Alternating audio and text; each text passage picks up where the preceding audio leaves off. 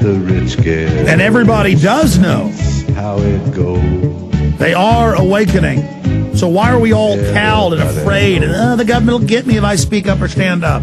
No. This is mafia, tyranny, corruption. Government's growing like a cancer. We are saying no, just as our forebears did 230 plus years ago in 1776.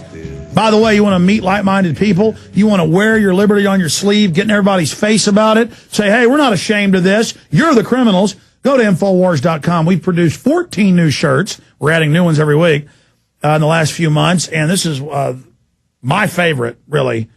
I kind of like the Gadsden flag. Yellow, don't tread on me, too. But live free or die. This is the very shirt I was wearing this weekend in Port Aransas at 9:30 at night, buying this pad of paper and some milk and stuff.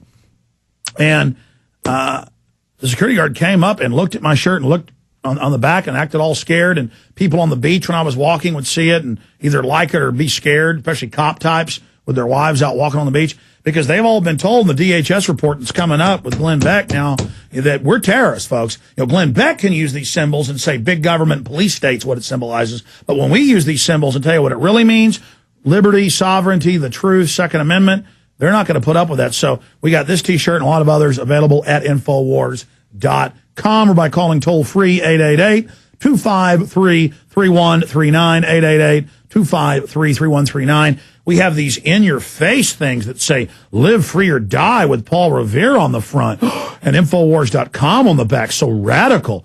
And the Gadsden flag, don't tread on me.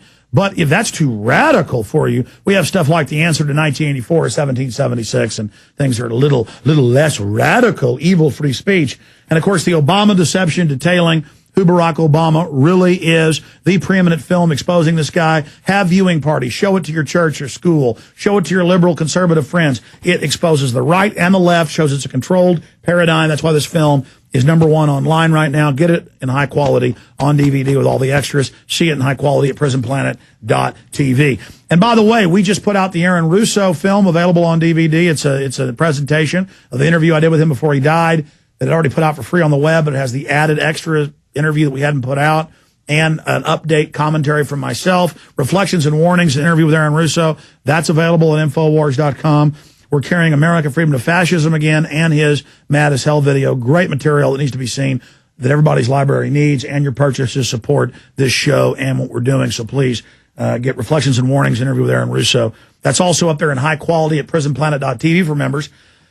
And tomorrow, we're going to launch at prisonplanet.tv expanded extras from the Obama deception, 30 minutes of behind-the-scenes Bilderberg 2008 and a bunch of other stuff that's really hot stuff that hit the cutting room floor because we couldn't make the film 3 hours long. That's going up for prisonplanet.tv members tomorrow night. So if you don't have a prisonplanet.tv membership, folks, now is the time to get a prisonplanet.tv membership. And again, your prisonplanet.tv membership also makes this radio show possible, what we do here every day. We also simulcast for prisonplanet.tv members at least 2 hours, usually 3 hours, like I'm doing today, of the radio show live at prisonplanet.tv. And then Jason Burmis back live at prisonplanet.tv in the same studio, 9 to midnight at prisonplanet.tv, simulcast with the GCN Radio Network.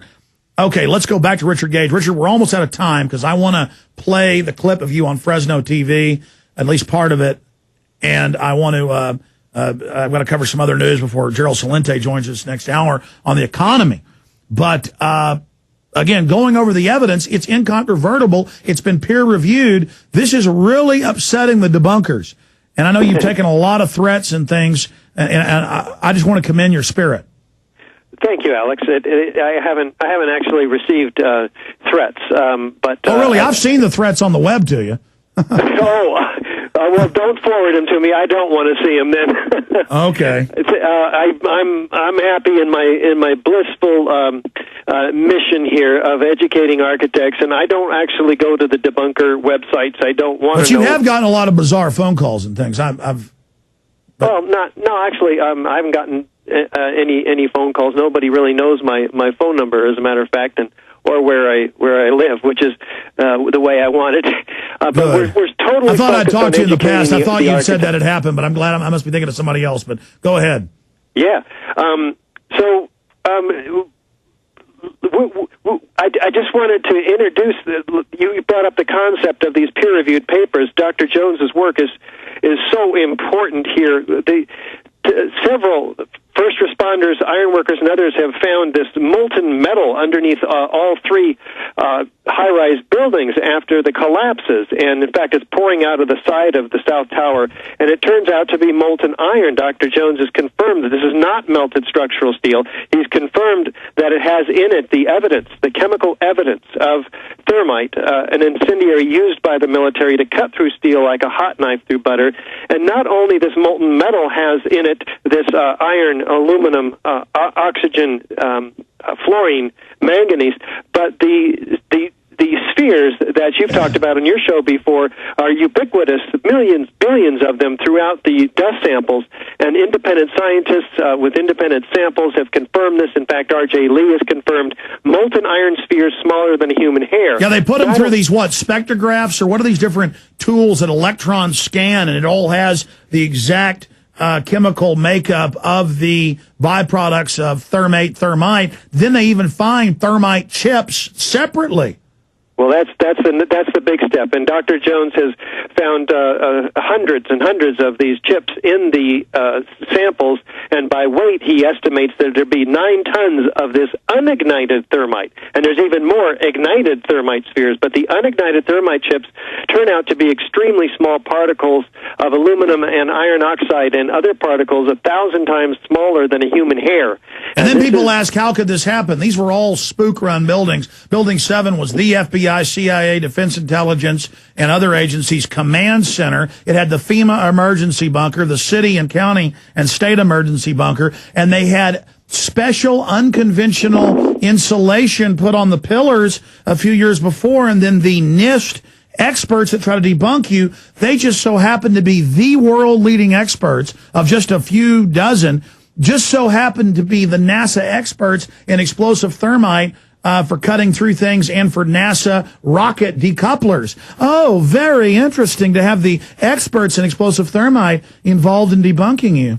Yes, and you can read about that, your listeners, on journalofnine11studies.com.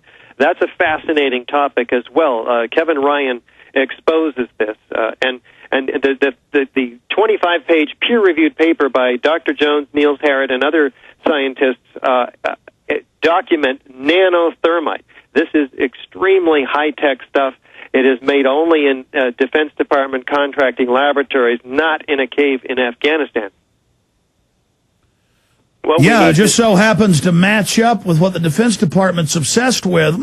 But, you know, Al-Qaeda got up in the buildings and they got this Defense Department thermite and put it in there. Kind of like Defense Department, super weaponized grade, U.S. patented, miniaturized, coated in bentonite, gets mailed out. They claim Muslims do it, but it turns out the White House is on Cipro, the anthrax-fighting antibiotic, on September 10th, 3.5 weeks before anthrax pops up, and all of Bush's enemies get sent the anthrax, and Congress gets personally shut down, partially shut down, so they can then be under fear to pass the Patriot Act. Again, there's no evidence the government's involved, is there, Mr. Gage? Well, we're not going to point the finger, but you can. It turns out that the Al-Qaeda was clearly unlikely to have access to this stuff as well. They couldn't get access, most likely, to the three. Al-Qaeda didn't have the NASA explosives. Oh, okay, I thought they got it at Cape Canaveral. I mean, you know, they were Al-Qaeda's got a base at Cape Canaveral. Nor did they have access to these three of the highly most secure buildings in the United States outside the Pentagon. You mean Al-Qaeda didn't have keys to the CIA command bunker in Building 7? Well, they may have been given them, perhaps. I don't know. You know, that's a wild conspiracy theory. I think it's normal that they snuck in with NASA-grade explosives all over the buildings by themselves and didn't get caught. And, of course, I think it's no big deal that a spook command base, Building 7, blows up like this and falls at free fall.